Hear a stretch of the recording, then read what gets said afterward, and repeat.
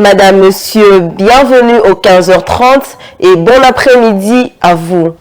Martin Fayoulou, candidat potentiel pour la présidentielle de décembre 2023, rangé dans les camps des opposants au président sortant, Félix Antoine Tshisekedi, poursuit sa course en solo sans négliger certains préalables qui s'imposent. Selon lui, pour conforter un unique front derrière une candidature commune de l'opposition.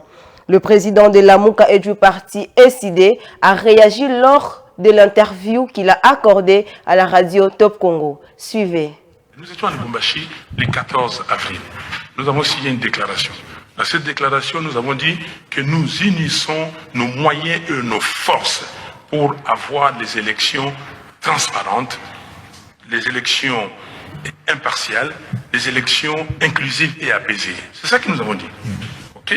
Et nous avons fait 4 autres déclarations.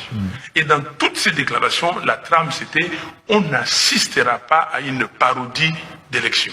Nous l'avons dit clairement, on n'assistera pas à une parodie d'élection. Nous, arrivés au mois de mai, le 29 mai exactement, nous avons signé une déclaration en disant que non, nous ne pouvons pas assister à une parodie d'élection. Maintenant, pour s'exécuter, j'ai dit aux amis, ne présentons pas nos candidatures, continuons nos pressions et nous allons réussir. Ils ont eu peur. Ils ont pris peur. Ils sont allés. Moi, je suis allé jusqu'au bout. Et avec la MOCA, cette décision a fait que les gens ont commencé à développer des systèmes pour la transparence. Les catholiques et les protestants, ils se sont engagés à l'audit citoyen. Ils ne l'ont pas eu. Ils ont dit, bon, maintenant, les résultats qui vont être considérés, c'est les résultats affichés dans les bureaux de vote. Il y a un développement grâce à notre affaire. On m'a posé la question. Monsieur Fayoulou, vous n'avez pas d'argent. OK? Vous n'avez pas d'argent. Qu'est-ce que vous allez faire? J'ai dit qu'écoutez, la campagne est financée par le peuple. Mais ici au Congo, vous avez des voleurs patentés. Mais est-ce que j'ai cité le nom de quelqu'un? OK? Vous, on me traite de quoi? J'ai cité le nom de quelqu'un. Dites-moi, pourquoi les gens se sentent concernés? Alors, qui se sent mauvais, c'est mouche. Pourquoi les gens se sentent concernés? Si la flamme est allumée jusqu'aujourd'hui, si les gens peuvent aller marcher et parler, c'est grâce à la MOUCA. Si la MOUCA n'avait pas organisé des manifestations ici, si la MOUCA n'avait pas bravé la dictature d'ici, les gens ne seraient pas arrivés à ce niveau. Derniers incidents survenus au territoire de Malémankoulou à la province de Olomami dans l'ex-Grand Katanga entre les communautés constituent réellement des menaces pour la cohésion sociale et l'unité nationale en République démocratique du Congo.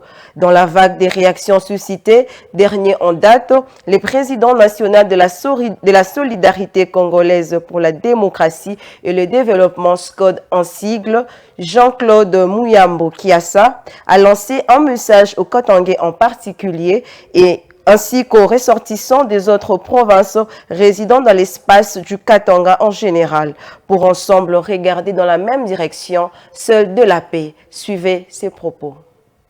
Mes chers frères, qui résidaient au Katanga, pour ne pas dire le Grand Katanga, vous avez vu de quelle manière la violence a élu domicile chez nous. Non pas seulement chez nous, partout en République démocratique du Congo. C'est une honte. Au lieu qu'on aille de l'avant, nous on ne fait que reculer. J'ai dit il faudrait qu'on arrête. Qu'on arrête la violence.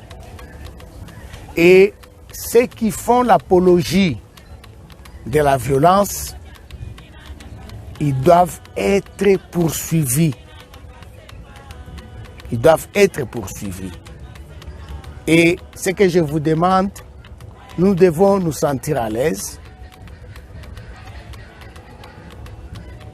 Nous vivons dans un pays démocratique où il y a la démocratie. Chacun est libre de dire ce qu'il pense, mais pas s'attaquer aux autres. S'il vous plaît, quand on regarde bien, 80% des Congolais sont des chrétiens. Mais d'où vient la violence?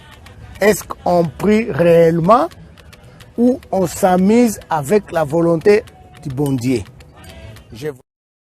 Dégradé est devenu impraticable à la suite de pluies diluviennes qui s'abattent régulièrement dans le territoire de Masisi. Le tronçon routier Goma-Sake, Masisi-Nyabiondo en la province du Nord Kivu sera bientôt réhabilité.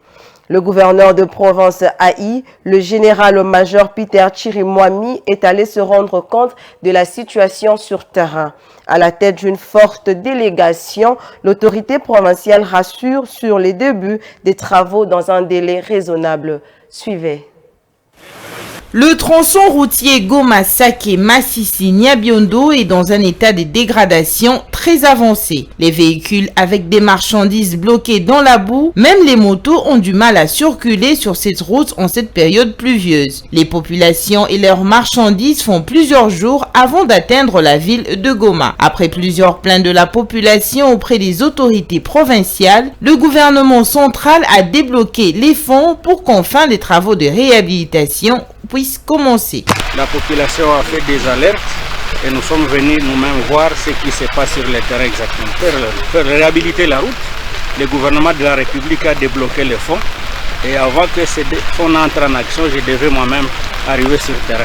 Les travaux sur cette route avaient été déjà réalisés longtemps avant par l'Office des routes, mais seulement il n'y a pas eu d'entretien sur cette route jusqu'à son délabrement total. Le directeur provincial de l'Office de route au Nord Kivu, chargé d'exécuter le travaux de réhabilitation, assure que cette descente sur terrain, c'est pour évaluer les besoins afin de bien lancer les travaux. Nous sommes venus faire l'inspection pour voir la partie où nous allons identifier pour le travail. Je crois qu'on sait, nous avons besoin de se mobiliser. Je crois d'ici là, nous allons commencer. La route, je crois qu'on a été ici avec vous il y a une année, on avait lancé la route et on est arrivé à Kibati.